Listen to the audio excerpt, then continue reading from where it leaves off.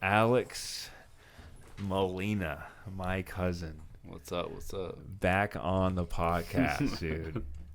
Cheers, my cousin. Cheers, brother. Yeah, the first one, dude, I fucked up. Sure did. It was a good one.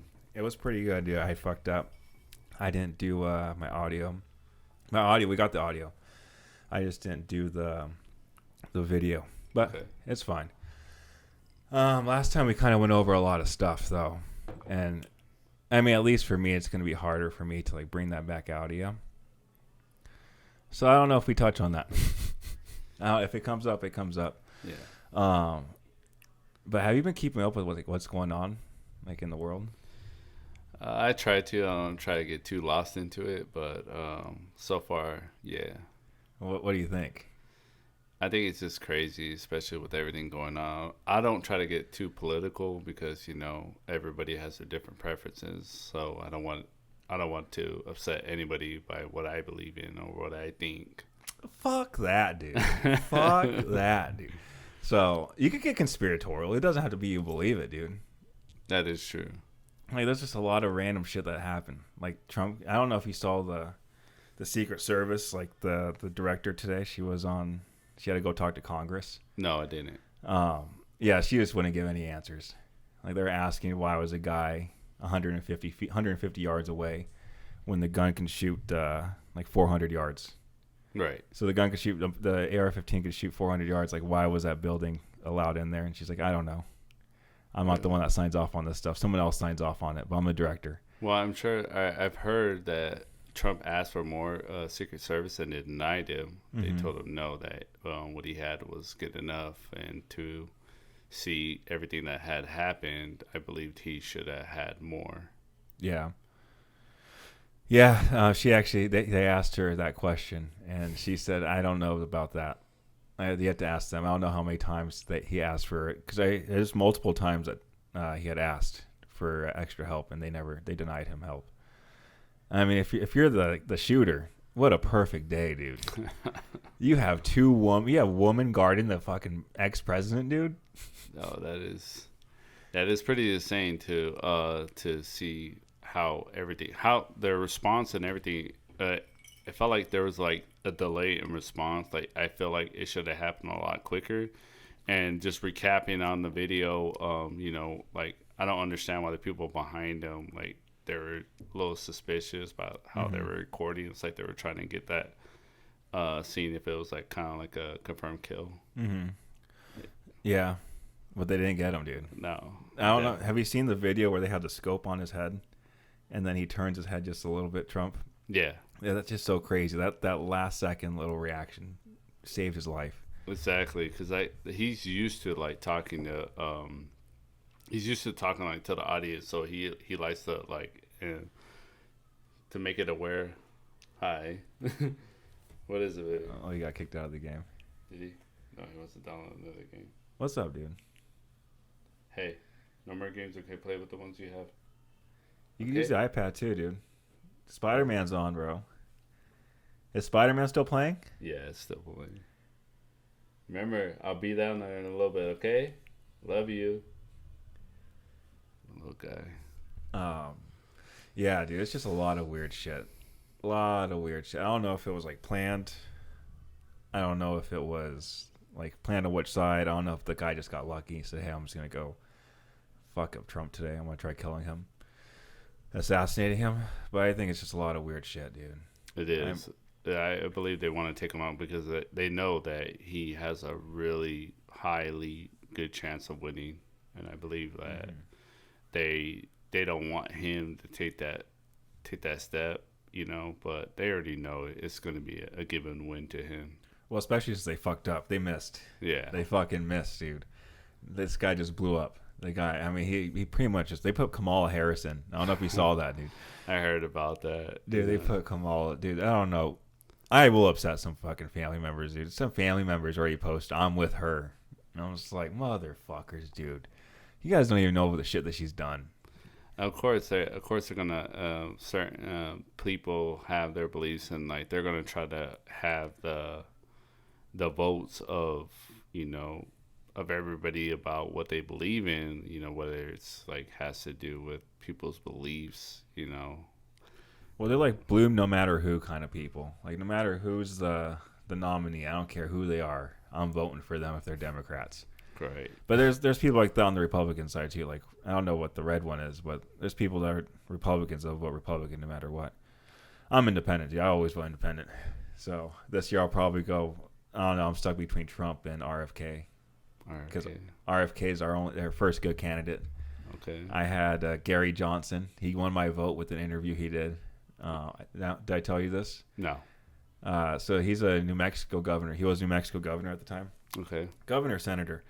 And they're doing this interview, and this lady's talking to him, and she said, Governor, there's a study that came out that people that just smoke marijuana have a high chance of getting heart attacks. And then a second later, he goes, and fakes a heart attack and fell on the floor. He won my vote immediately. I was like, oh, this guy's my president. Right. I want him to win. And then Trump won. And then I didn't vote the next time. Because I only had Joe Jorgensen. And then I thought Trump was going to beat Biden. So I was like, oh, my vote doesn't fucking matter. Right. And then Trump lost. So do you believe in the conspiracies that it was a rigged vote? Dude, I think we live in a video game, like a simulation. Right. So I think a lot of this may have been like pre-planned. And if you want to think like you can even think like good and evil, like God and the devil, or in the video game, the AI, like there's good and bad characters in the game, and we're just like little pawns. And we could either be good or bad, and like we could choose our side. Mm-hmm.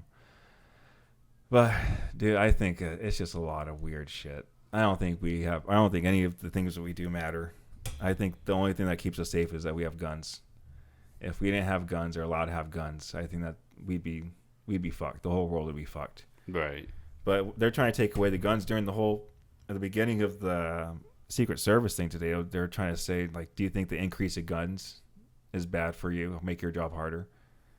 And he's trying to make guns looking bad. I'm like, dude, if there was more guns and allowed to be in the area, that dude would probably gotten shot a long time ago. Yeah.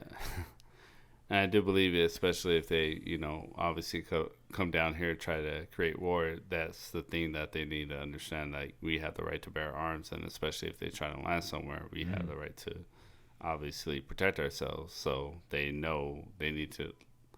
They're kind of like outgunned in that way. We're going to defend ourselves in every way because in the foreign countries, they're not allowed to have any type of guns. Yeah. And if they come, they could come through California, though. California, dude, it's so hard. I don't have a gun right now, but I know it's hard and almost impossible to get a gun in California. Right. And you only allowed 5 different types of guns, and they're all like limited. And you only allowed a certain amount. Gun stores are only allowed a certain amount of guns. Right. Yeah, dude. If I was invading, I'd come right through California. Gavin Newsom will let me right in.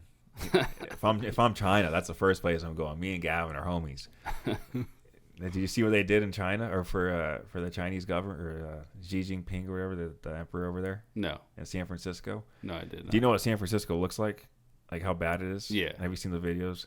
Well, they cleaned it up for the Chinese guy. Wow. The dictator. And they said, yeah, we got to clean up for our visitors. You clean up your house when people come over, right? Right. But they can't clean it up for the people that live there, their own citizens. Exactly. They're just preparing for somebody that's only going to be there for a moment of time, but can't keep it clean for all the time. Yeah. Yeah, dude, I think the biggest thing they're trying to do is just have division. Because if we're divided, we're fucked. If you have division in a family, the family splits a lot easier. But when the family's united, it's harder to break them up. Exactly. Like, you look at Trump's family. Trump and Biden's family, perfect examples. Biden's family is a broken family. Look at Hunter. He's doing meth with little kids, dude. He's doing all this random shit. Got caught with a gun charge. And then you look at Trump's family, and they're all tight-knit, all there for each other. Mm-hmm. And, you just see the big differences, like when you're split up versus not split up. Right. I think that's what they're trying to do to our country. Because 9/11, we were united for a few, what I can remember, a few weeks. And it seemed like everyone had American flags everywhere. And then sometime, everyone just started saying, fuck America.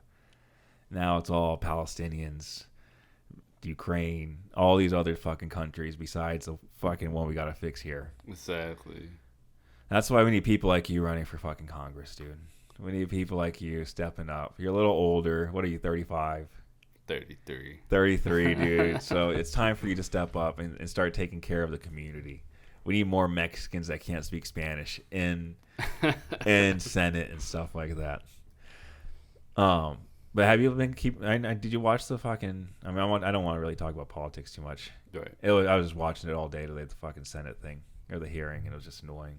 But I understand that it can get a little overwhelming, especially just knowing about what is going on in the world and what like is just keeping an upkeep on everything. But understandable. Like some people have their their differences about it. Some people just like they're trying to live their lives, taking care of what they need to take care of because you don't want to spend too much time what's going on if people are like constantly trying to take care of their own lives, especially with everything going on with like gas prices, food prices, everything's going up. So now people got to work more. They got to work harder to have their upkeep. Yeah. Do you think that's kind of like a ploy? Because if you're working, let's just say inflation was down, wages were up, we'd have a lot more time to research things. Exactly. So do you think it's like a ploy? Like, hey, we're gonna fuck around and do some shit right now. Let's just raise the wages, or let's just raise inflation for a little bit, make everything a little bit more expensive. That way, no one could do any research. Exactly. All they gotta do is work and be slaves. They don't have time to find that research or find that time. They're too busy trying to worry about taking care of their household, taking care of the bills, and with everything going up, it just makes it a lot harder to actually be able to have that little bit of freedom of your own, like of your own life, because you're constantly worrying about working and paying bills and gas prices and everything going up. Now you're having to fluctuate your expenses and everything. So it doesn't give you the time of day to actually sit around and be like, let me think about what's going on in the world, because you're trying to fight harder to control your own world and keep that upkeep. Yeah, it's like slavery, dude. Modern form of slavery. Exactly. You can never always working, barely keeping up. It's barely scraping by. A lot of people are barely scraping by, dude, and it's sad. Exactly. They did a survey, like people are making over 200,000 still feel like they're broke, and it's just crazy. Like before, like you're making 100 grand, you're up there. You're good, yeah. Yeah. Now you're making 200 grand. You're like, fuck.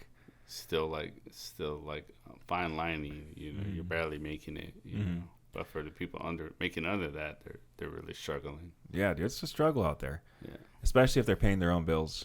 It's got to be fucking rough, dude. Oh, exactly. I'm lucky I got her, and then, bills are just easy because I got her.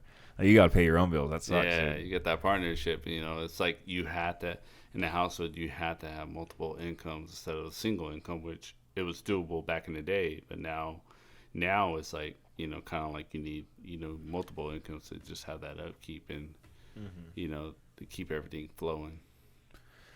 Yeah, dude. I don't know what the fuck's going to happen. Because now there's a lot of dudes that can't buy houses. Like, there's more women buying houses than men now.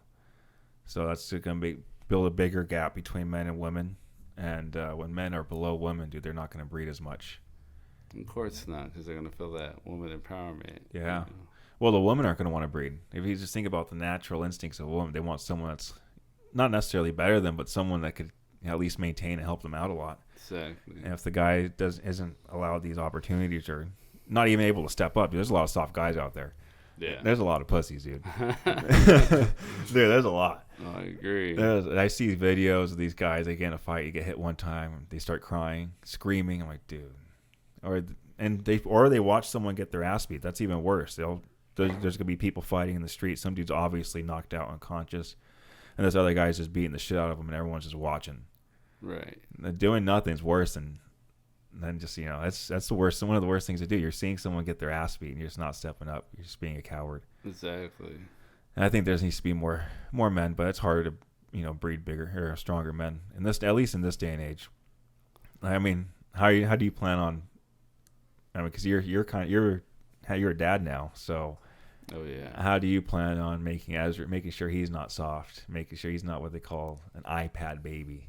Like what's your, like, how do you manage that, dude? Because obviously I don't have a kid yet, but I want to learn as much as I can from everyone. So I think it's a matter of like being that limited time. Um, just having that structure of like letting them spend that a little bit of quality time on it. Because I get it, you're not going to be like physically active all the time. Like I keep him busy by playing sports or keeping him active to where he's not constantly always wanting the phone or wanting the iPad. Like most kids, that's all they ask for all day. But I give them that attention. I play with them. I choose to find some curricular activity to keep him going, so that way he's not so dependent on the phone, and he's physically active. So even constantly taking him to like to outdoor events, like to the trampoline place or to water event, it keeps his muscles and his brain activity going. Or like to the museums, I constantly take him to the museums to get his mind like fully focused and active, so that way he just has that motor skills in it. nice, dude. One second, I gotta make sure because I got told to make sure I'm recording. Yeah. All right, so I gotta make sure. Okay, we're good. You look good. We're good. Sweet. On top of that, did you also dress up as Spider-Man? Of course I do. I dress up as Spider-Man as much as I can for him. And you go out in public. Why? And then, so you told me something. What I tell You go to other people's houses besides for him dressed up as Spider-Man. About that, it's it's a little embarrassing for myself, but the thing is the excitement you see in these kids' faces. Like especially growing up, you have that structure to where some parents do little, but I'm the one that does the most. So me dressing up for him, I see the light in his face. So if I can do that for other kids, it's a plus, because I know they're always going to go back and remember that. It helps their mindset. Keep that happy, like, oh, I remember Spider-Man showed up. Even though it's not the actual Spider-Man, but, I sure play the part, so that way it betters their mind. It betters their improvement, instead of them being upset by any little thing. Like some kids don't have their parents, their family members, and you don't want them to be depressed. Like depression falls a lot in this world. And no matter how embarrassed I am, I know that makes my child happy, and it makes others happy. Like I showed up at the trampoline place actually, and I had so many kids just excited to see Spider-Man, and the excitement that I saw on their face was just everything.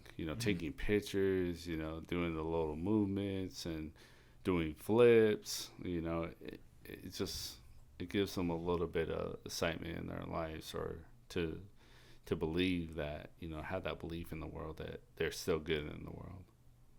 You think they think they're still good in the world at 4 or 5 years old? When you're at the trampoline place dressed up as Spider-Man, were you doing flips? Like, can you do a backflip? Yes, I was actually doing flips, and no matter how tired I was, I even had so many kids just do a flip, and I just did like probably 10 to 15 flips that day, and it was just so tiring. But no matter what, I found the strength in myself to just do it. Just do it. Fucking Nike, dude. Exactly. Just do it. Are most of these people, these kids you go see, are they single moms? I am not sure, but I get so many compliments that from the parents. Well, the houses you tell me you go, because you told me you had a few houses to go to one day. Right. You said, I have a few stops to go to. You want to come with me? You invited me. And I was like, dude, fuck no, I'm not dressing up. I'm not fucking dressing up to go to some random lady's houses. So were the other ones, because I know one of them, were the other 3 you had to go to, were they single moms? Yes, a few of them were single moms, of course. But I'm just trying to figure out the real motives here, Alex. The real motives is, it's all, to me, it's all about the kids. I'm all about it. I love making a child's day. And when I went to that mother's house and to hear the excitement in their child's voice, like they just acted like they knew me. They were playing. And for him to tell me like, "Hey, I invited you to my party, you didn't show up," Mm-hmm. you know, I can feel the little sadness in him, but he was happy that I was there. So for me to actually, you know, reinvent that happiness within him, it was just everything. Mm-hmm. Do So you that, think? Go ahead. go Sorry. ahead. No, go. You go ahead. Oh Sorry, I no, cut you no. off. I cut you So off. once you're in character, like I get it. Once you have kids, you'll go above and beyond. Like Mm-hmm. me, I will go above and beyond, even though I'm probably one of the most shyest persons in the world. But to me, I break out of that character to get in character to make my own child happy. But if I can do that for my own child and just to do that for others, then I would do it. I would Mm-hmm. show up to any parent's child that's dressed up as Spider-Man because it makes their day. Even my buddy, when I showed up to his house, it was actually his daughter's birthday, and she loves Spider-Man. She went crazy, like happy. She was so excited. She was thanking her parents, like, "Thank you, Daddy. Thank you, Mommy. This is the best present ever." To me, that's probably one of the most prideful things to be able to have that put that joy into these children's lives. Mm-hmm.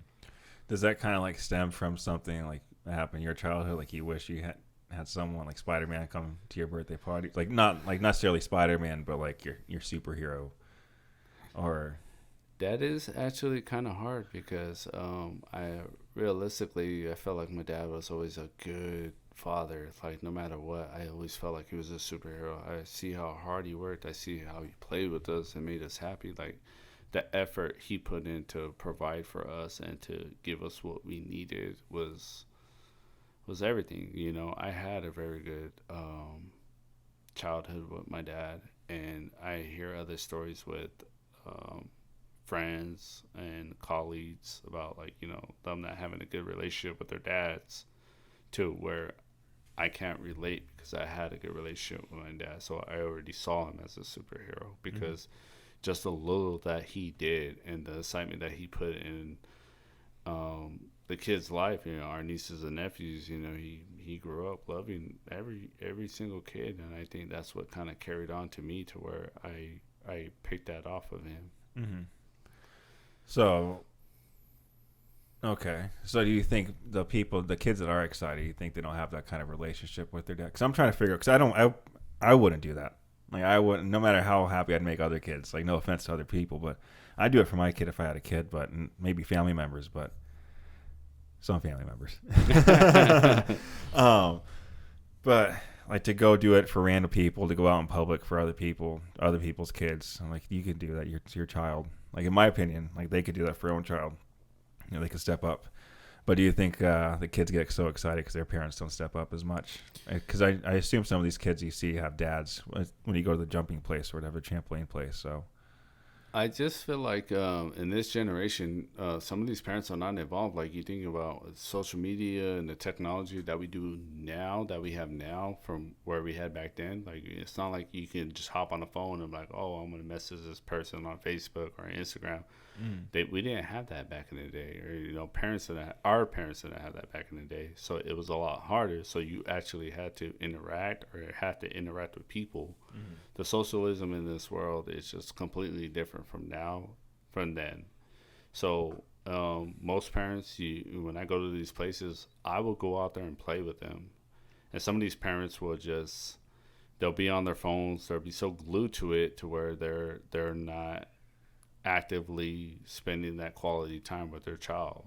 Mm-hmm. But then they see their parents that are actively with them.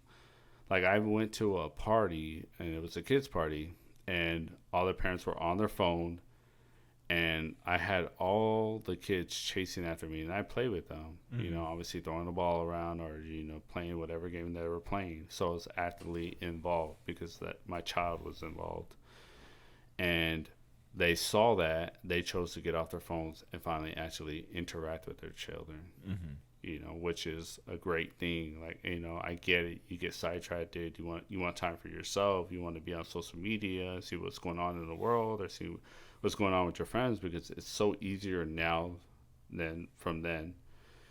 But when they see their children having it's that excitement or having fun with other parents. They want to get involved. So I actively, all the parents got involved with their kids or got involved with the other parents to where it just felt like we were back in the day. Mm-hmm. Yeah, you kind of like forced them into it. I still see, like when I do see parents playing with their kids, I do see a lot of parents still just chilling on their phones, dude. I think like you said, social media has really kind of fucked up a lot of society. It's fucked me up, dude. I really got back on Instagram I've been on Instagram since January. What are we in? July?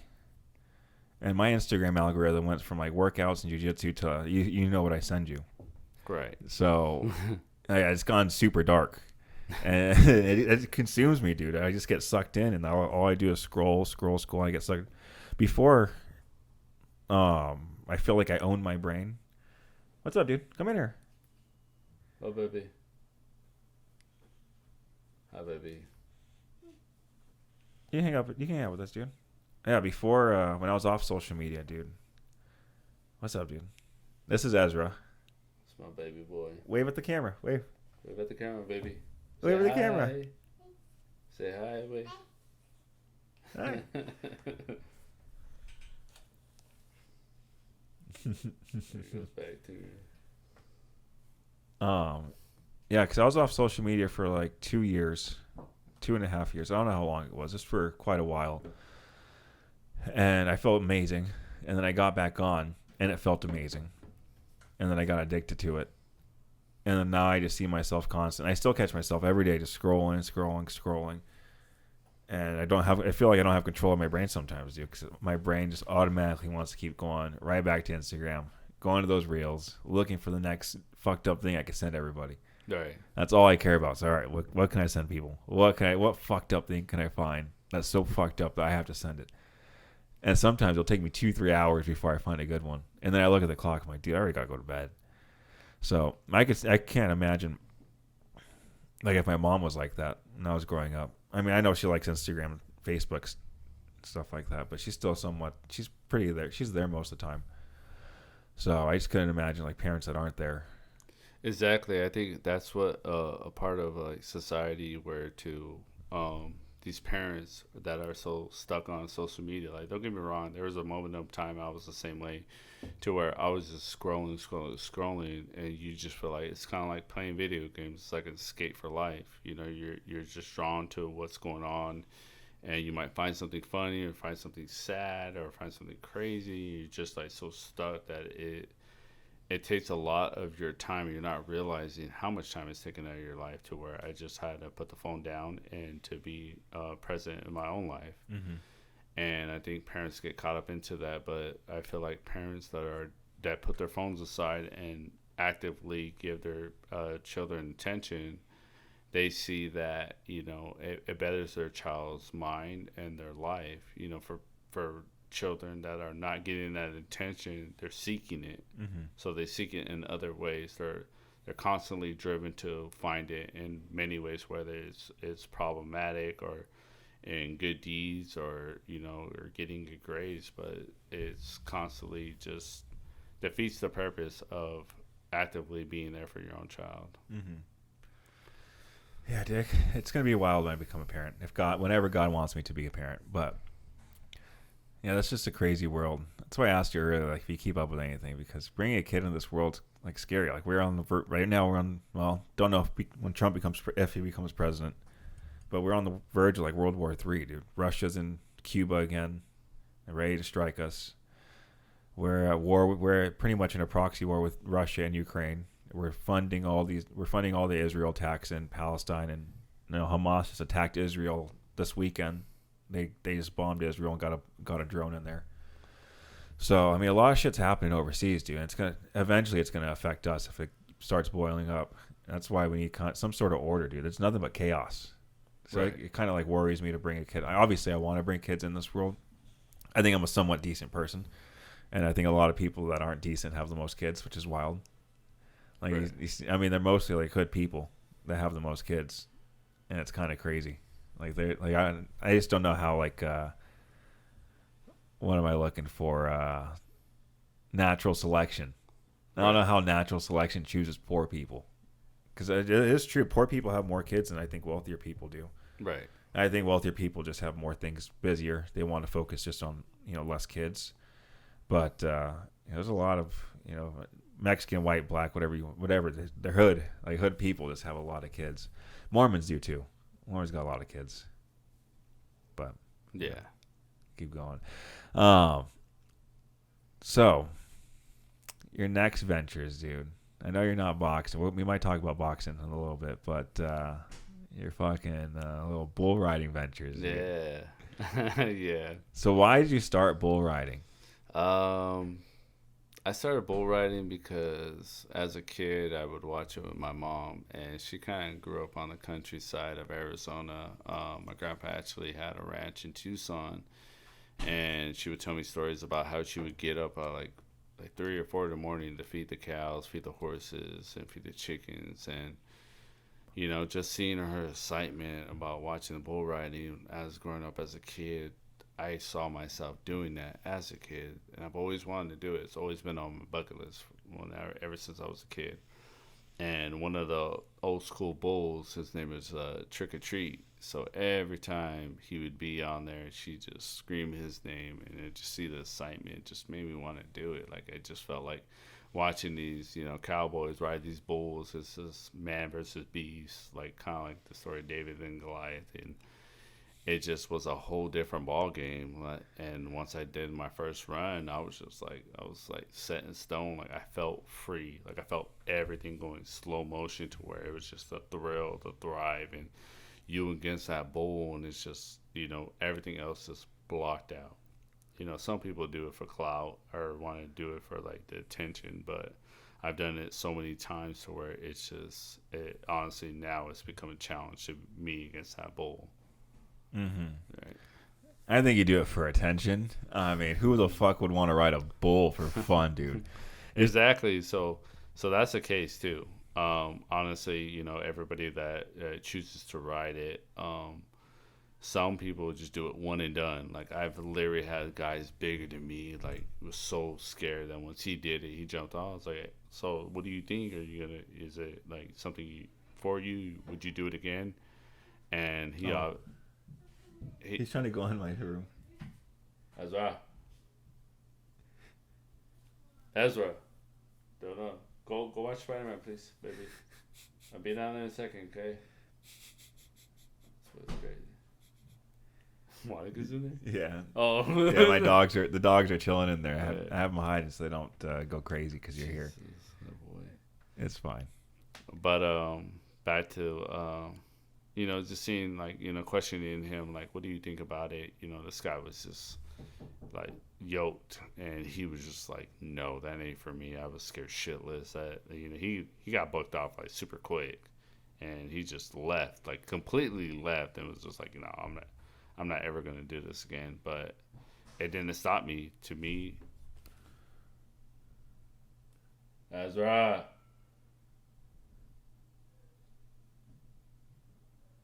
What are you doing? Oh, okay, that's fine. Okay, all right. Go down there and watch Spider-Man. Okay, be careful.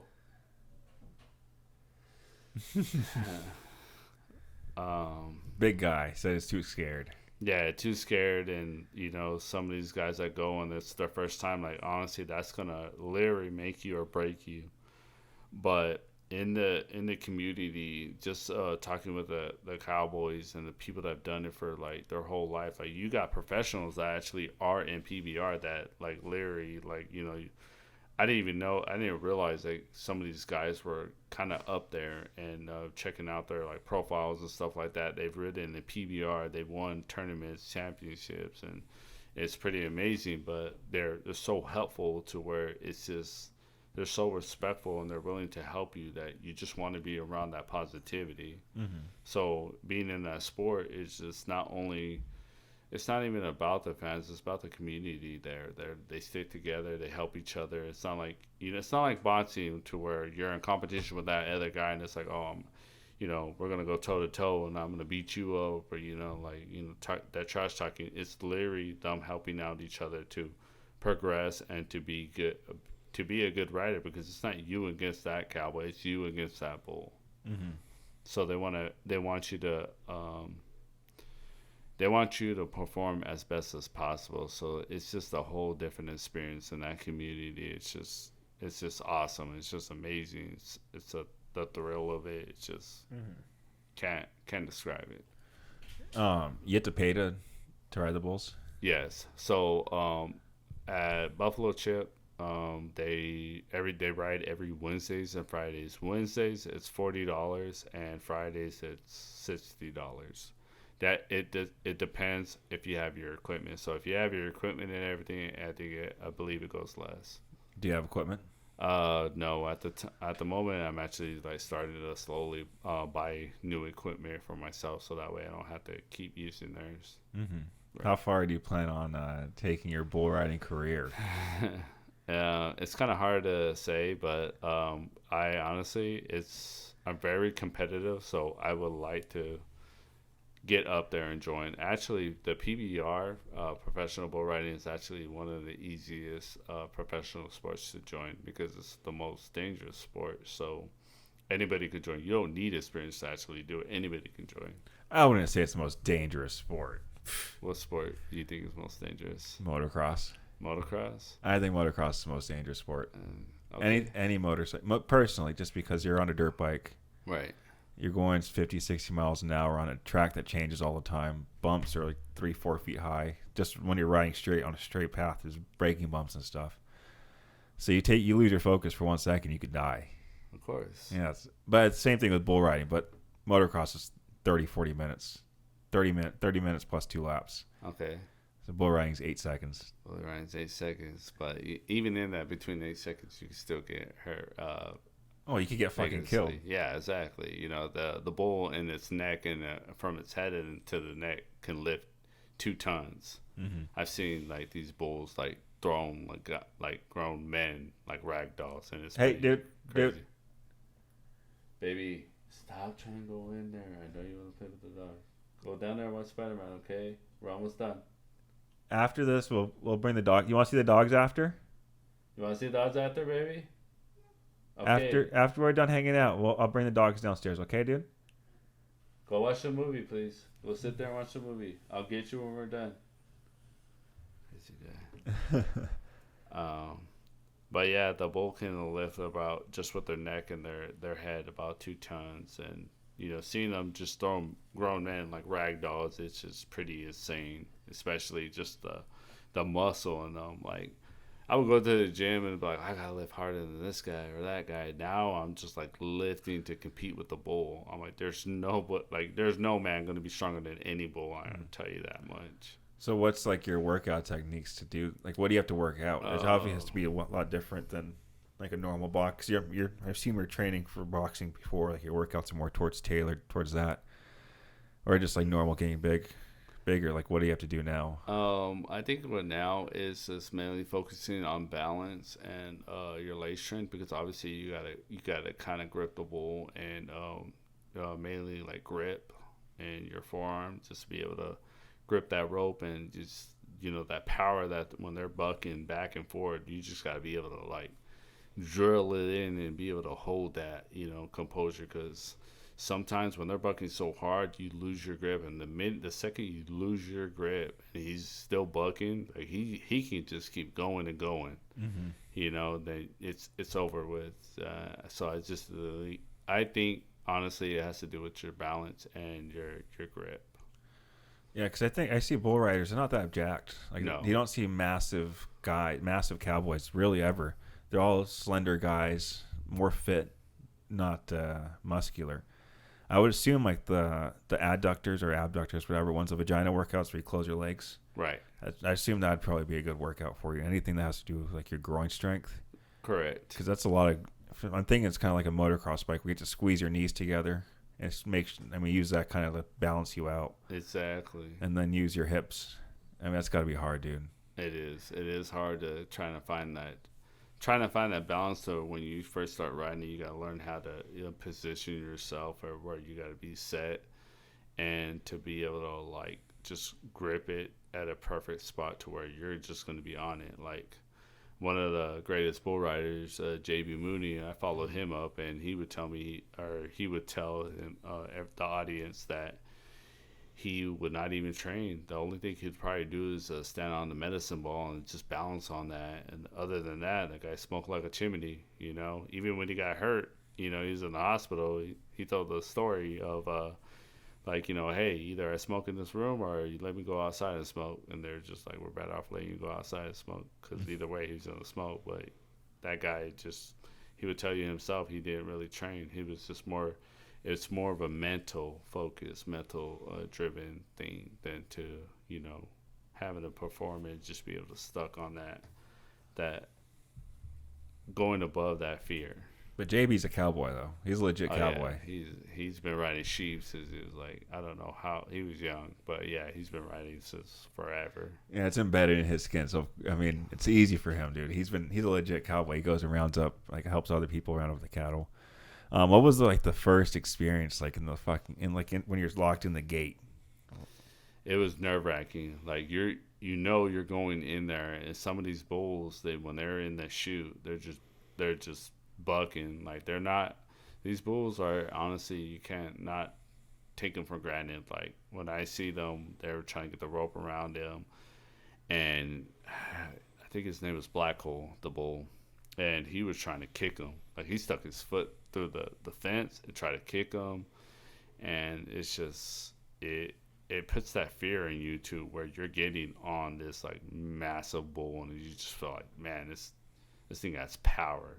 Mm-hmm. Like when they're drilling, going out there and just bucking, you feel like you're nothing on them. Like they're just like carrying you like nothing. But it was honestly nerve wracking. It was you feel the little fear inside yourself, like, man, am I really doing the right thing? Like, I don't even know if this is the right move, but I'm gonna hold on for dear life.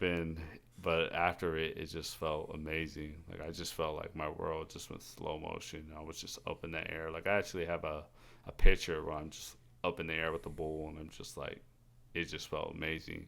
And I had them, but they're not dumb. So that bull was like, it's like it knew, like, all right, you have me, and it just like juked to the side and just threw me off like nothing.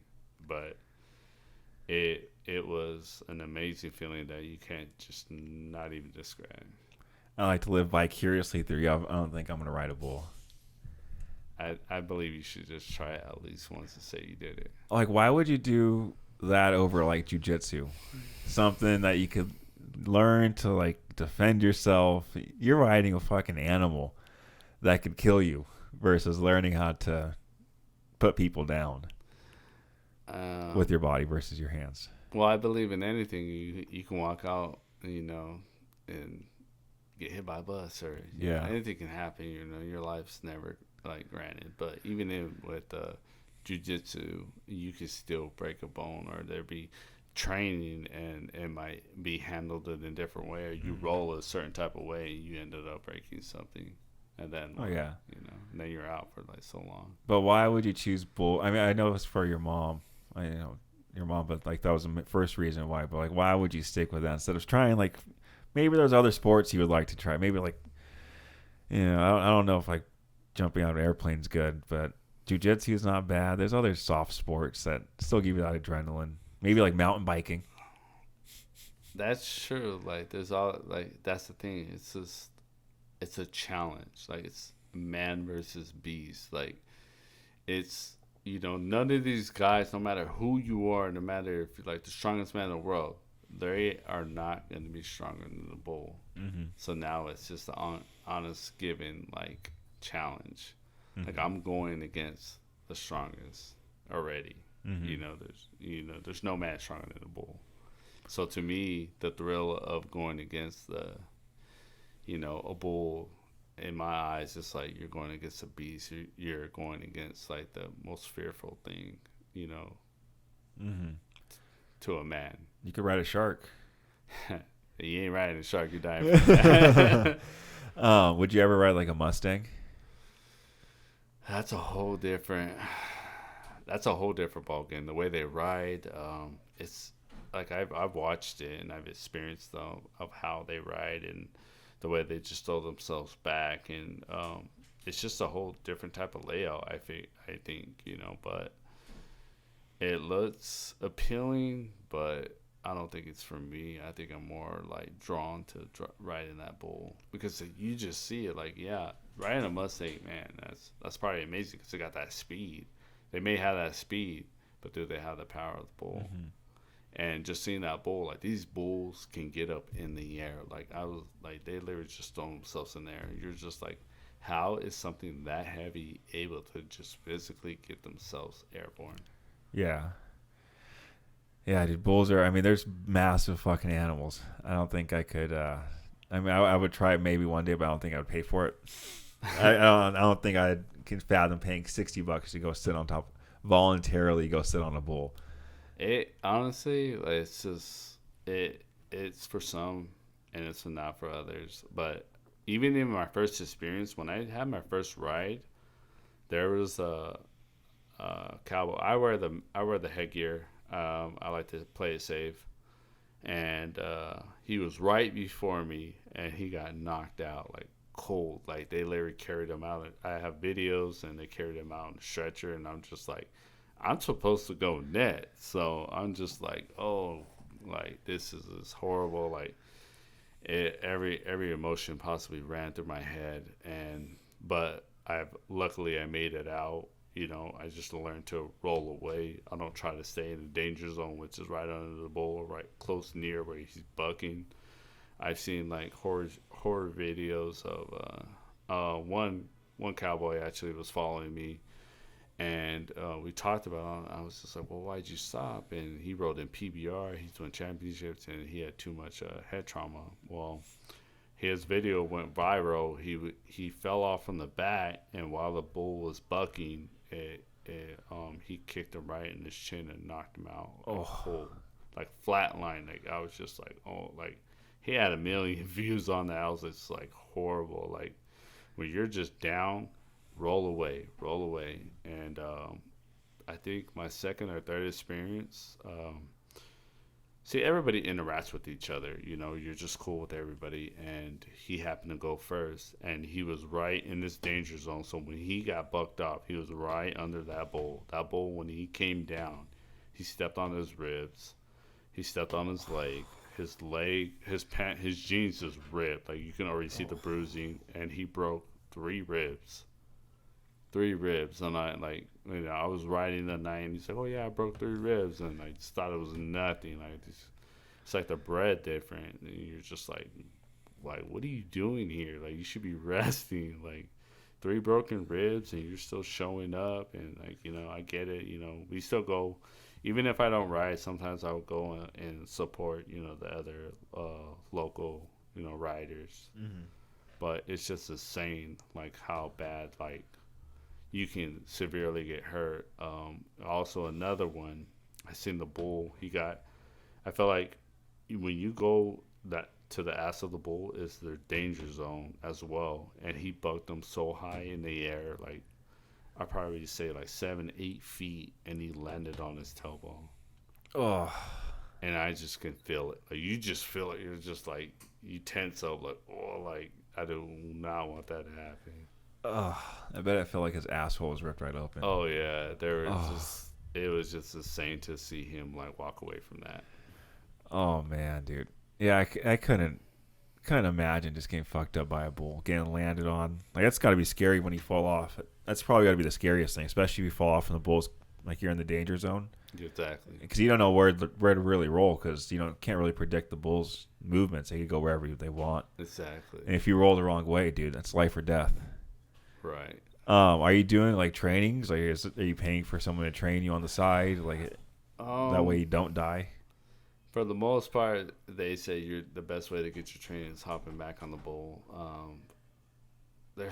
I gotta remember these guys' names, but I remember this one. I just remember him having the mustache, but he honestly, like, he's been very helpful and been there, but he just told me that I'm only going to get my training by hopping on the bull, learning how to get that confidence. And like, because the first time you ride, you're not thinking of anything. You're thinking, like, your mind's just going all over the place. You're not physically trying to remember what you're doing or how the movement of the bull.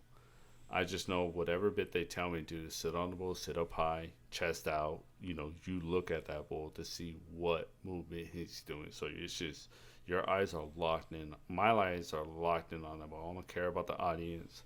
I don't care about the noise behind me. My focus is that bull because I need to know how he's moving, where he's moving, and the moment I fall off, where he's at, so I can roll away from him. Where do you stare at when you're riding it? Do you stare at like the head, the neck, the horns, the eyes? Try staring at the eyes. Like where are you looking at? I'm looking at the middle of his back. So when I'm up there riding, I'm not looking at his head. I'm looking at his kind of like where his torso area is. So on the top, like on his back area. So that way you can see where they turn. You can see if they're going to movement. Like, you can see like their body kind of shifting. Either they're shifting or they're bucking. So if they're just bucking, you just have them, you're good. But the minute they start going in circles or, kind of like going around as they're moving, then you might have a problem because they're unpredictable sometimes. Sometimes they are predictable if they're new, but if they're like advanced bulls, they can be unpredictable. You don't know where he's going to move. You don't know where he's going to go or what he's going to do. An advanced bull, is that just like a more angry bull?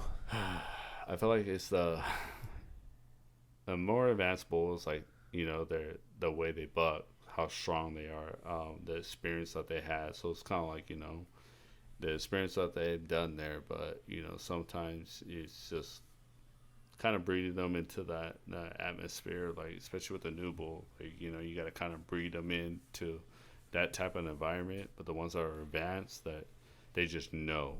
So they already know once that door opens, they're just gone. Like they look so calm and so peaceful sometimes, but the minute they open that chute, it's all gone from there. Have you ridden any advanced bulls, or are you just still on like the more newer? I don't know if they have it like do they have it separated like beginner, intermediate, and advanced, or do they have it just like, hey, whatever bull you're riding today is whatever bull you're riding today? Right. They do. They actually do have you can tell them how many times you've ridden. I always say beginner. I always going to go from beginner. And the minute they hear my name, I've been riding there for like a while, so they kind of know me. They're like, no, you've ridden a few times. So, you've done well on the, okay bull. Let's see, let's step it up. So the last bull that I've ridden was actually in advance. And even riders that have been riding longer than me, the minute they got on, a minute they opened that chute, that bull bucked them off. I stayed on for a little bit, and the power in him, he got me off, and I just became like, it became competitive. Like I was angry. I was like, I want that same bull because like I just felt like I have to. It's like you got to slay the dragon. You gotta beat that. You can't let that fear take over and just like, oh, I don't want that bull again. No. Like I want the advanced bulls now. So it's just becoming more of a thrill, and it's just very competitive. Like, you see these massive bulls and like just how huge they are. You just want to defeat that. Yeah. Well, you do. Yeah. You want to I defeat do. that. I don't want to fuck with the bull. They're good for my steaks. That's about it. Dude, fuck. How do you get I had my buddy Kai on here. He said you get like 63 rides so far. Wow, that's a lot. How do you, I forgot how you said you get the belt buckle, but how do you get the buckle? How many rides do you have to complete, and how long do you have to complete the bull? I know for Buffalo Chip, it's they ride every Friday. The Friday is what counts. Wednesdays are more like practice rides. Fridays is what it counts. So out of the month, it's like 3 times out of the month, and I guess they do it 3 times, and they tally up your points. So obviously, if you hit like a good score, and it's only for 8 seconds, but even then, they still win about $2,500 for 24 seconds, and that's how you get the buckle. Oh, nice. So you could actually win money. Yeah, you can actually win cash prize if you just do well. Yeah, so I think they actually have first, second, and third. But I know first place they get $2,500, but for 24 seconds, you got to think about it. It's $100 a second. Mm-hmm. Where are you gonna make that type of money? That fast? I mean, do they have to be all advanced bulls? They can be beginner bulls as well. Oh, that I am unsure about that. That's actually a good question I should ask about. But obviously, for somebody beginner, that you just don't care about that. You don't. You're like, oh, I'm not as advanced as these guys. These guys going with the spurs, the chaps. They go in that with that the prepare. Like I just show up. I just show up. Well, that's the time you get it though, because you have the easiest bulls. You're like, Yeah. oh, I could win this fucking $2,400 if I take advantage of these easy bulls I have. Right. That is true. I think it has to be like at a certain like Certain level. certain level for the bull. But that is a good question to ask. But I just know that it's 3 times out of the month, which is Friday, and it's only for 8 seconds. You have to complete it. That's for anything, even PBR. They only ride the bull for 8 seconds. Stay on long. Can you do multiple times in a night? Like, can you do multiple rides on a Friday? That way, let's just say you want to get 8 seconds, but you try 3 times at night. I'm pretty sure that if they might have a thing where you pay double, but I think they just try to give each and everybody a chance to ride once. Because there's so many like competitors that go, but there's also a lot of people that do sign up for it, and once they see what it's about, they usually cancel. They'll be like, "Oh, I'm backing out. I don't want to do it." Yeah. It's great. I've seen guys done that a lot. Have you thought about doing like practice runs at someone's house? I'm sure you meet some people that have ranches out here. Me and my buddy, I got him into riding, and he actually was talking to one of the riders, and he's actually ridden for PBR, and he's actually won like the whole 2,500 at a Buffalo Chip like multiple times. Mm-hmm. But he obviously practices, which they're actually practicing this Thursday. But he invited us and said that we're more than welcome to come, but we're going to take any practice we can get, and he's allowing us to go there for free. Nice. What's up, dude?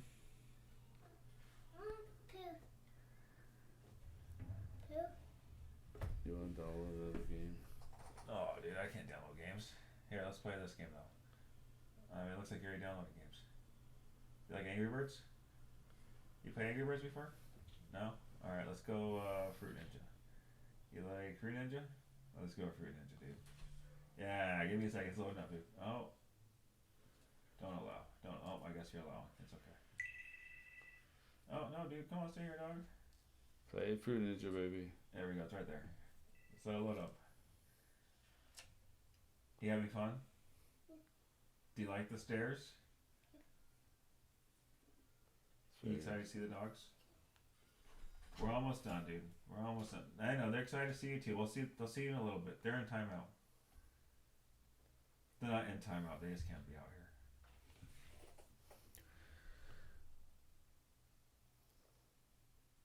here. Well, it's gonna load up right now, dude. So are you gonna go this Thursday to get the practice in? Yes. I do want to go and get the practice in. Here, take it, baby. Take it down there, okay? There you go, dude. Go play the game, okay? Watch Spider-Man, okay? Almost done. You can sit right there. That's fine. You can sit right there. That's fine. All right. So you're gonna take advantage of the practices and stuff that he's gonna let you do. Of course. There's actually he's a DJ actually for Casa Amigos, Rob, and he was the same way. Beginner, got into it, rode once, and just loved it. And he actually went down to that ranch and ridden like back to back like 5 times. But obviously we're like, yeah, we need to get that edge. We need to get that practice into where we can just get on and try to figure out what we need to do, because it's like a one and done when you ride that night. So I believe if we go get that practice in, it'd be great. That's my dogs. Oh. Yeah, sorry. No, you're good. Sophie. I guess I don't have a good babysitter today. Yeah, dude. I don't know if that bull riding's crazy, dude. But how would you compare that to like electric bull? It just doesn't move like a regular bull. Like, electric bull, you ride it, and then some people think like, oh, I can hold on for 8 seconds. I can ride a real bull, but a mechanical bull doesn't move nearly as a real bull, and the power in the real bull. No, dude. Let's see, go through the door. Baby, go watch Spider Man, please. Go down and watch Spider Man. We'll bring him out right now. Loves dogs. Yeah, we'll probably have to call it here soon. Yeah. That's fine. But keep going. The mechanical bull's not as good because of power and stuff. Yeah, the power, the movement. The bull's not going to have the same movement as a mechanical bull would. Mm-hmm. Yeah.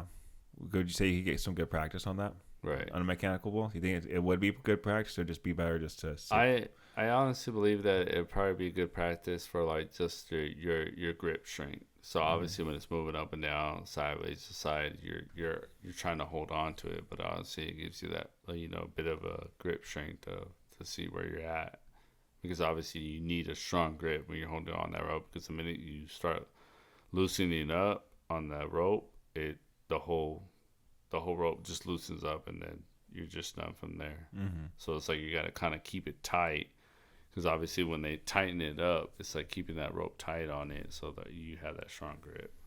Do you work on your grip strength? I mean, I don't know if you work out at the gym as much, but do you work on your grip strength when you do go to the gym?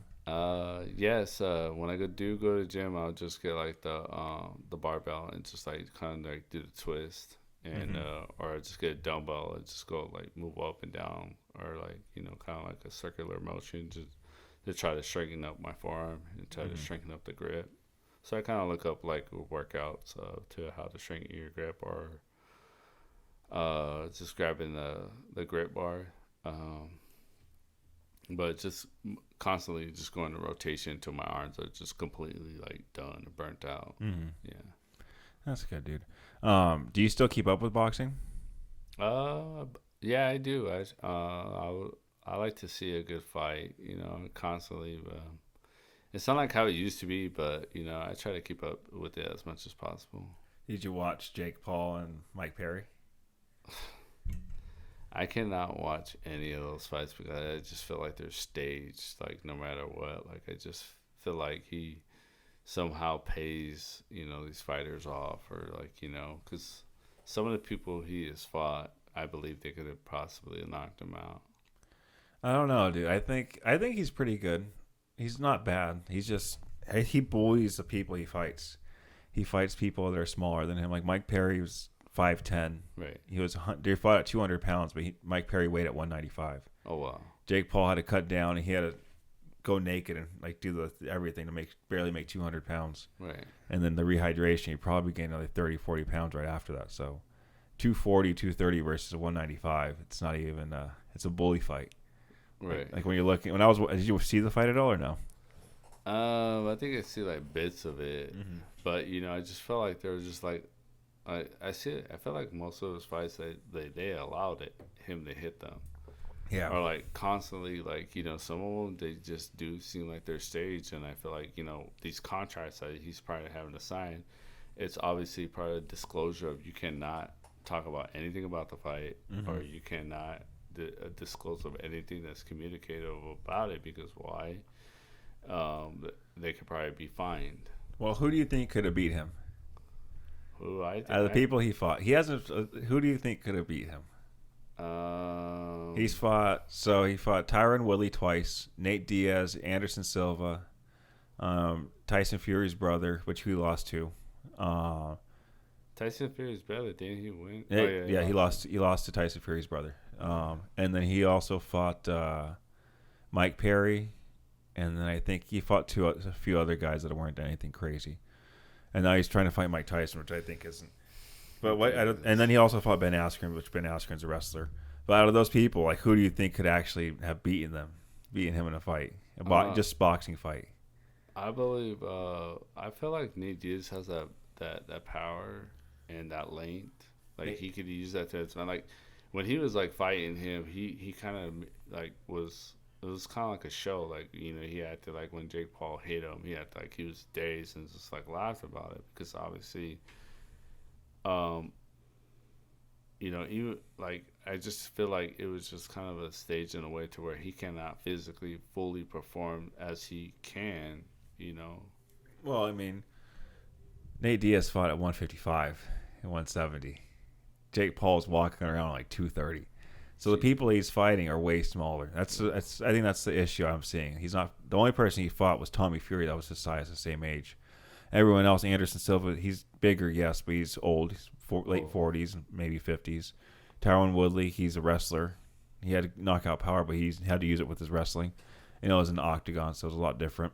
But did you even see it with Tyler Woodley? Like, kind of like it looked like he kind of like signaled him to. There was like conspiracies about that. Yeah. Like he like signaled him, so the minute he had his glove down, and obviously you're a fighter, you're an experienced fighter, to keep your hands up, and he just like had him down, but he did like a little motion, like okay, like come. But I mean, he's used to 4-ounce gloves. What are they fighting in 16s? Yeah, 16. Yeah, that's a lot heavier. That's 4 times the size of what he's used to fighting with. Like his arms. I mean, I'm not trying to give Jake. I mean, Jake Paul is a pretty good fighter. He's not the best. Right. I think he's fighting a lot of people he knows he could beat, but I don't think they're throwing fights. I mean, maybe he might try flinching. I don't know. I have to rewatch the videos, but I don't think people are really throwing. At least now they're not throwing fights. Like Mike Perry's not throwing a fight. That dude's a bare knuckle fighter.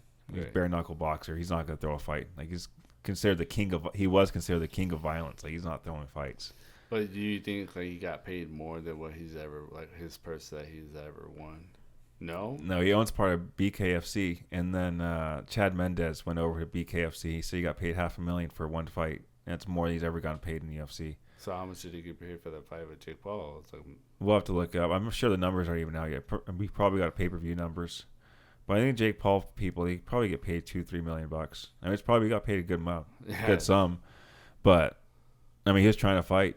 Jake was just using his jab, fucking him up with the jab. He didn't know how to get past it. I mean, if you're short, if I'm way longer than you, like my reach is way longer than you, I have a good jab, and you don't know how to counter the jab.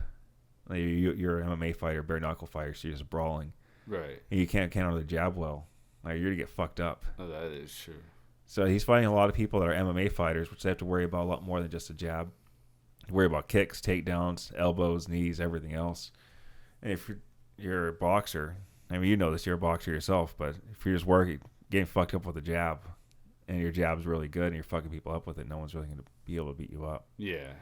He did call Alex Pereira. Do you know who Alex Pereira is? Yeah, he has like one of the strongest punches. He has the strongest punch, I think, now. He beat Francis Ngannou. Yeah. Yeah, he called out Alex Pereira, so I don't think Alex Pereira's backing down. I don't think he's going to throw a fight. You don't think so? I don't think he'll throw a fight. I think he'll knock Jake out. Oh, yeah. Oh, I think he'll put him to sleep. I want that fight to happen. Just so Jake could lose. Personally, I want to see Jake lose, but I want to see him fight real boxers, like a real fighter. Yeah. Because if he beats Alex, then that shows that he could really box. But if he can't beat Alex, I'm like, all right, he's a good level, but he's not because Alex, I don't think he's probably an elite level boxer either. He's a kickboxer, elite level kickboxer, but I don't know if he could be like an elite level. Who's an elite level heavyweight boxer? Like, I don't think he's beating Tyson Fury. Canelo. Oh, no. Canelo's like 170. Yeah. I don't think he's beating. Like, who's 200 pounds? Like, Bivol is what, 186? Or something like that? It has to be like Tyson Fury or Anthony Joshua. That would just be assuming Pereira fought at like 235, which is his walk-around weight. Yeah. But I don't think he keeps up with Anthony Joshua. I don't think he keeps up with Andy Ruiz. I don't think he keeps up with maybe not even Francis. Maybe Francis is probably the only boxer right now he can keep up with. Right. And then I don't think Tyson, after especially getting embarrassed by Ngannou, is going to ever take an MMA fighter not seriously again. Oh, yeah. I think he definitely lost that fight. Oh, he didn't take him seriously. Yeah. Like, he was just probably fucking around. He's like, oh, I'm going to fuck. Everyone thought the same thing. I thought Francis was going to lose. I wanted him to win. Right. I'm an MMA guy. I always want MMA to beat boxing all the time, especially because boxing guys never come over. They never jump over to the other side because they know what would happen. But when MMA guys go over, I'm like, I want the MMA guy to win. I'm so biased. But I even thought he was going to lose to Tyson because I thought Tyson was the best boxer in the world, best heavyweight. Yeah. And then Francis just showed him what was up. And Tyson didn't look like he was there. He did. I think that kind of humbled him a lot. But, in the end, he still he lost his last fight, too. Yeah, against, he didn't lose to Francis, but he lost to, the Ukrainian guy's name? What's his name? He just beat him. He's from Ukraine. Klitschko. Is it Klitschko? No. No, it's not Klitschko. It's like... Yeah, I don't know his name. Kind of has a real last name. Yeah, it's some Ukrainian guy. I forgot his name. I feel bad for... I mean, he's like the best boxer. He's best heavyweight. Undefeated, too. Yeah, he beat Tyson. Like, he beat him handily, I think. So, I don't think... Again, going back to... I don't think Pereira beats him. I don't think any MMA fighter beats them. Like, if a real trained fighter, boxer, if they go over to boxing. So, yeah, I don't think... I think if Jake beats Pereira, then it kind of levels him up. But I don't think he's an elite level boxer. Right. I think he's good. Like, he'd fuck me up in a boxing fight. He'd fuck me up. I mean, he's way longer than me. He'd fuck me up in a boxing fight. Yeah. I don't box. He'd fuck me up. I don't know how to move as a boxer. But as far as like an elite level boxer, I don't think he beats Canelo. Oh no, Canelo's he's definitely beating him. Like I believe he's the same. Like I give it to him, yeah, call him out, but you're not winning that fight. Like like you need to fight like somebody like under Canelo. Somebody like less experienced, but Canelo is just too advanced. His power, his speed, his movement. Like he has great head movement. Like all those name fighters he's fought, like he just like dodged the bullet. Yeah. Yeah, dude. Canelo was. He learned from Floyd, that Floyd fight. Because I rewatched that Floyd fight too, and how like good Floyd is. Floyd was so good. Yeah, his movement never got hit. He probably got hit the least amount. I think he did get hit the least amount of any boxer. Yeah, but he didn't get hit, and he just fucked people up. He was so quick. His reaction time was good, but he was so disciplined. Like the guy was dialed in on everything. Doesn't drink, just runs. After he goes out to the club, he goes out and runs home. Doesn't drink, doesn't smoke. Discipline. And, it shows he's probably the greatest boxer ever. He's up there.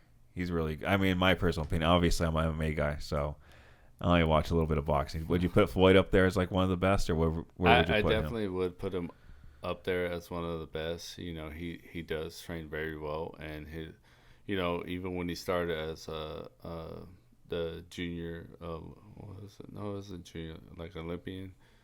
When he lost that fight, he literally adapted from it. He really got to work and said, okay, how did I lose this fight, and what do I got to do to improve? And ever since, he's been golden from it. He learned from his loss, and he just it would be one of the great stories in history from overcoming that loss and just becoming undefeated boxer of the world. Yeah, 50-0. Yeah, that's crazy. That's insane. Fought a lot of great fighters. Like all these fighters now, I feel like they're not as great fighters as they were back then. Like they get too caught up in social media with the just their rants and everything. They're not disciplined like how he is. And he's fought a lot of named fighters to where it's like they were driven to be the best, and that's what they need. It just wasn't for the clout or making a name for themselves. It was just honestly for the sport. Yeah, but I think that's the issue with boxing though, because I think boxing is like kind of watered down. Right. Like the people that are coming up, they'll fight people that are like meant to be just like walked over. Like if you're an up and comer, let's just say you're like 10-0, they're gonna put you against someone that's like 13-20. Right. All right, let's get your experience. Let's keep putting you against these guys that we know you're gonna fuck up. They're literally coming in to take the L for the paycheck. Exactly. And that's how they build them up. Versus UFC, they just feed you the wolves. You're in there, you get to the top 15, you could be fighting the top 5 guy the next week. Like you don't know who you're gonna be fighting. They'll feed you right to the wolves. Your opportunity come right then and there, and that's how they like to. That's how I personally like the UFC model where they breed you up with, hey, you think you're the best? Come fight the best. If you think you want to come be a champion, you're ranked 15. You could fight number 5 right now. Do you want it or you don't want it? And if you don't take the fight, they kind of look down on you. Like, all right, you don't want that kind of experience then. And I think boxing should do more of that. And did they strip their belts every time they decline it? Like, obviously, if you have the title belt, you would have to fight somebody that's like they think that you're meant to, fight next. I guess it just depends, because if you're like a dominant champion, you can kind of just pick and choose, I guess, who you fight. Like Alex Pereira could probably just pick who he wants to fight right now. Right. He could probably say, hey, I want to go heavyweight, fight John or Tom Aspinall, whoever's heavyweight, and become the first triple champion. Jeez. Which is crazy because he's only been in the UFC for like 3-4 years. And he went straight. I mean, if you want to talk about easy going to the top, dude, like MMA is probably one of the easiest sports to get decent at and then go to the top and become a champion. And there's so many different like divisions now. There's PFL, Bellator, ONE FC, the UFC. And I think it's probably one of the easier sports. I mean, maybe not anymore, but before, like maybe 5-6 years ago, it's probably definitely one of the easier sports to become a champion in.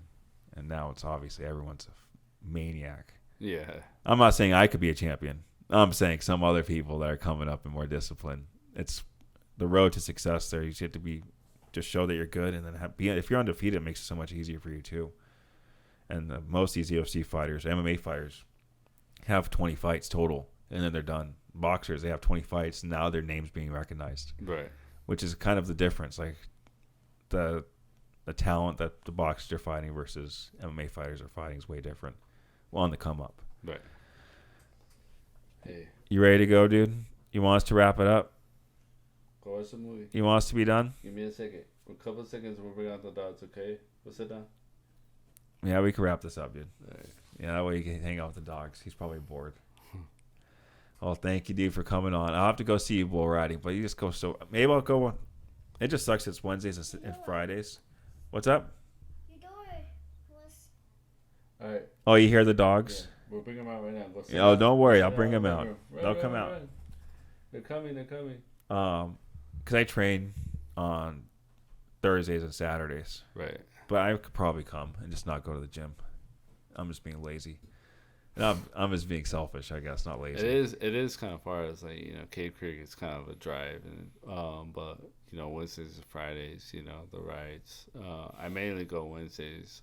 It's like out of the blue moon where I go on a Friday because it's just so packed and so crazy. Like Sean O'Malley's trainer was actually there one of the nights that I was riding, and my buddy actually took a picture with him. He's like, Sean O'Malley's trainer was here, and I was just like, oh, that's crazy, Mm-hmm. Like, some people show up and you're just like, who is that? Because like, just this last Friday, this guy, he had like 2 bodyguards and he had a cameraman behind him, and this guy was just like in a white suit, suited up, but these bodyguards were just like surrounding him like front and back, but nobody realized who they were. But it gets really popular out there. Yeah, I've seen it. I've heard about it getting popular, more and more popular. How long is it? Do you know how long it's been around? I do not know, but I remember the first time I went out there, which is about like a year or 2 ago, they didn't really have much, and now they expanded their dance floor from being inside of the bar to outside, to where they kind of created a whole new podium just for the dance floor. Oh, nice. Yeah, and then they brought the mechanical bull, which they didn't have a mechanical bull, and now they, it's kind of like they have like these sponsorships. Now they like, they just have a lot going on. It's just expanding a lot out there. Yeah, I see that sport growing a lot more out here. I know they have a lot of stuff out in Wickenburg for like the ropers and stuff. And I know they do some like bull riding stuff out there too. Yeah. But that's cool. That's somewhat closer, and it's more like more easier accessible, I guess, to normal folk like myself. Mm-hmm. Like a normal city person could just go up to Buffalo Chip, because it's more of like a fun time versus going to like a more serious place. Because you can go to Buffalo Chip, show off, like, hey, I rode a bull today, and then still have some fun, get drunk, have fun with whatever you got to do. I could see it being more advantageous. It's sports cheap to get into too. It's $60 a week. Doesn't cost much. Yeah. And you don't have to do it all the time. Exactly. But yeah, I'll go visit you one time. Hopefully you guys can make it out. Yeah, go visit him on his bull riding. You have to get there early. Early between 8 and 9. Yeah, because we know someone that you had a fan go visit you. Yeah, you had some fans go see you, and the fans couldn't get in because the line was so long. Oh yeah, the line just gets like super packed, and you're just going to be standing out there, and it gets so packed inside they gotta wait for people to leave just to allow people to go inside. That's a good issue to have for them. Yeah, good issue for you to have too. So when you pay for the bull riding, do you just get to walk right in? Yeah. Oh, nice. Do you pay for that in advance? No, we had to meet up with the owner of the whole thing, and we just paid for like our fees, and they gave us our wristbands so that way we can go in and out of the chute. We don't have to worry about being out there in the open, so we can just enter the back as much as we can. Nice. All righty. Well, let's just wrap this up real quick. I'll let you unlock the phone real quick for him. Here. Let's wrap this up. Thank you for coming on again for round number 2. All right, First time I fucked up. I don't know how long this one is, but I'll have to get you on again, and maybe during the day. All right. That way, put him to a nap or something. There we go. But thank you for coming on. All right, no problem, brother.